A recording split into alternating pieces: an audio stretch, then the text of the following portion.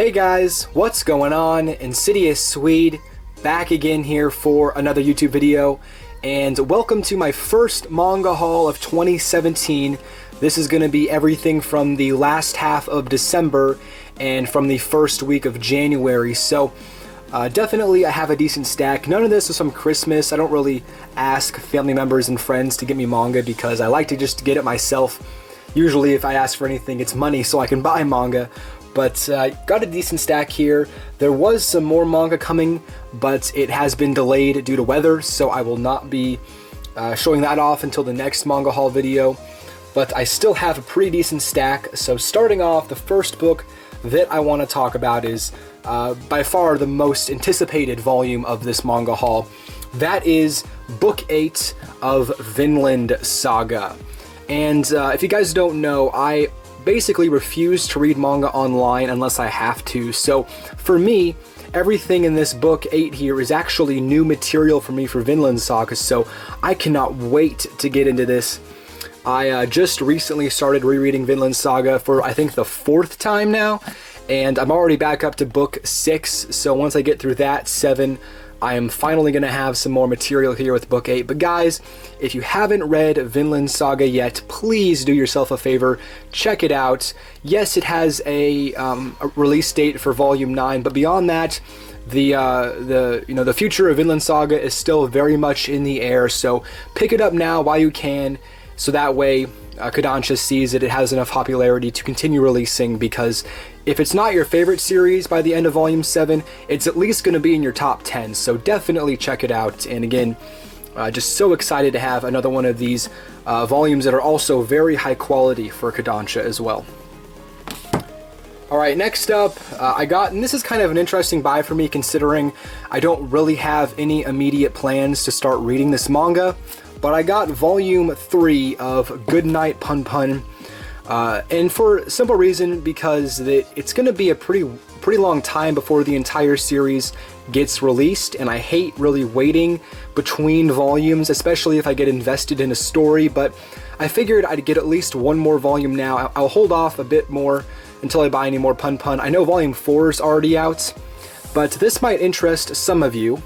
But literally the other day, I just started reading my first ever Inio Asano series. I finally decided to crack open Solanin, and as you can see here, I am in the very beginning of this manga. So far, so good.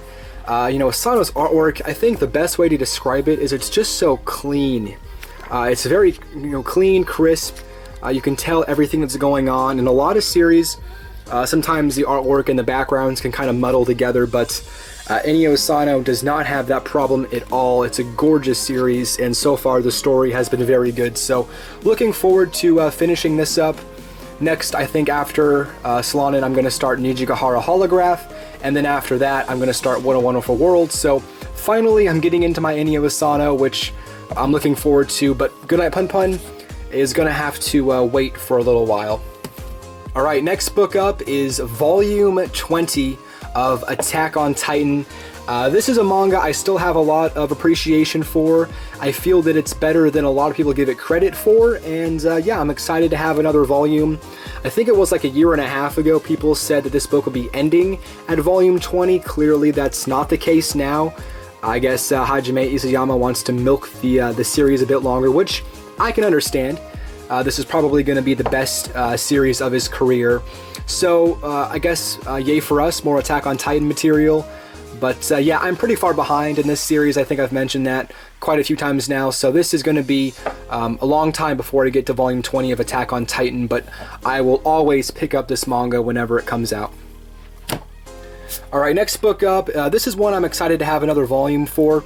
It seems like now that we've caught up to the actual series release, the volume releases have slowed down quite a bit, which is, obvious, but that is Batum. Got volume 15 here. This is a manga that I talked about on my channel before, and honestly, it was getting a lot of recognition in 2015, but I feel like over the past year, it's kind of died down. So guys, if you haven't read Batum yet, it's a great, kind of survival action series in the same vein as Battle Royale, which it gets a lot of hate for being very similar. But in my opinion, with every volume, the series continues to diversify itself, become a unique entity. So if you've been put off by the fact that it's kind of a clone in some ways, I would say don't let that stop you. It's a good series, the artwork is good. There are some explicit moments in here, so be wary of that if that's not your thing. But overall, it's a very good manga series, and oh, look at that. The spine has been misprinted, which, if you guys don't know me, that's actually quite a deal breaker. So maybe we'll have to get a new copy of this. Luckily, Amazon's pretty good in returns, but yeah, that's unfortunate, but still great to have another volume here. Batum is a great series, in my opinion. Alright, next up, this is kind of a weird buy for me, considering it's basically just buying a second copy of a volume I already own, but you know, the consumerism has sucked me in, and I decided to break it down and get this. It is actually a variant cover for manga, of all things, and that is the Loot Crate exclusive Noragami volume here. If you guys don't know what the first volume originally looked like, or still looks like, not the exclusive version, that's it right there, so you can compare the two. I think it looks great. I mean, I think it's a fantastic cover. Both look actually pretty good, but I was able to get this for the same price as if I was just buying a standard volume of Noragami. I think I paid $8 for it, which is fine. I don't actually order Loot Crates, so that's not from that. I got mine off of eBay, but nice to have. Kind of a bit gimmicky, like I said, but I'm a huge fan of the Noragami series, so I figured it was worth owning, because I figure if I wait any longer, it's going to go up in price, so nice to have that. Alright, next up, I got volume 10 of Tokyo Ghoul. Now, Tokyo Ghoul is a manga I tried to read online to finish up, but for some reason I just couldn't get into it at all. Normally I don't necessarily have a problem with reading manga online in terms of getting into the series, but something about Tokyo Ghoul was just kind of off for me and reading it online, so it looks like I'll be waiting for the physical releases to finish up the series. I mean, the artwork, you know, in the physical form just looks incredible. I think it kind of loses something when you're reading it on a screen. You kind of lose some of that, I don't know, appreciation or whatever you want to call it, but still, you know, excited to have the new volume.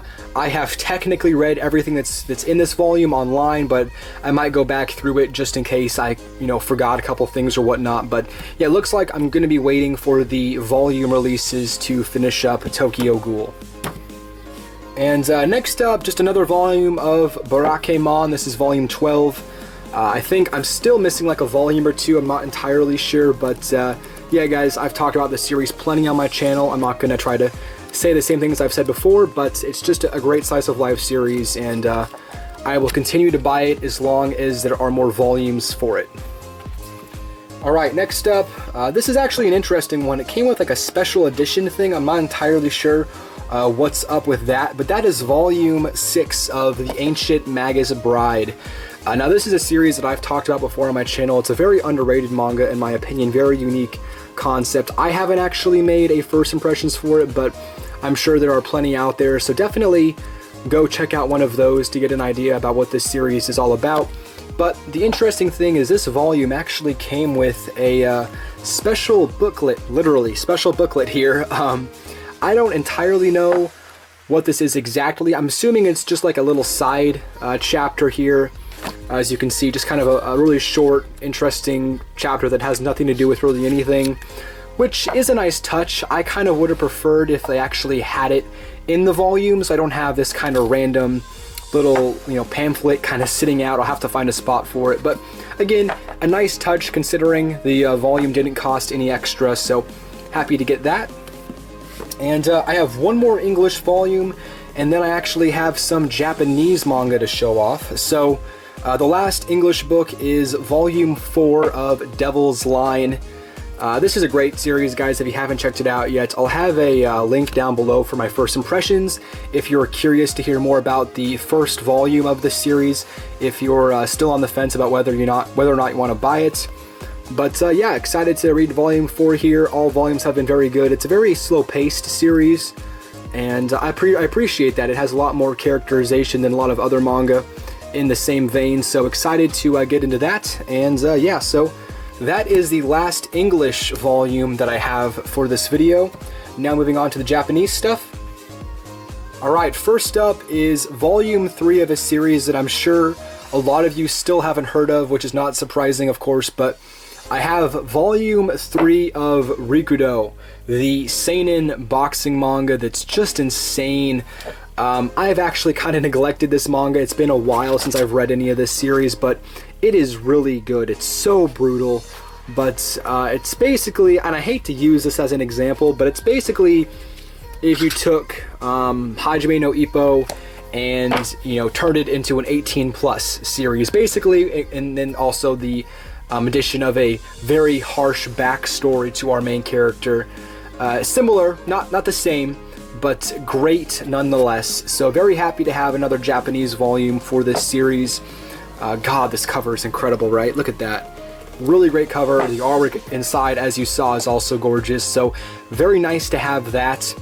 But speaking of Hajime no Ippo, I bought some more Japanese volumes. So let's see here. First up we have 14, 15, 16, 17, and 18. So 5 more Japanese volumes of Hajime no Ippo, which, as you guys know, this is my favorite sport manga of all time. It's just so good. And I'll say this every time I buy Ippo volumes, I don't plan to buy the entire series.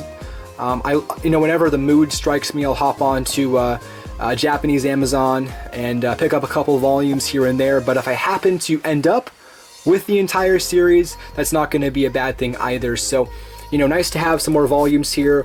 Once I finally get, you know, semi-fluent in Japanese, I think this is going to be the manga I hop into first, because it's probably going to be a lot easier to read considering its demographic is shonen more than a series like Rikudo, which is a seinen manga that, you know, appeals to a more mature audience, hence a more mature dialogue, which would be more than I can handle at this moment in time. But yeah, very excited to have these.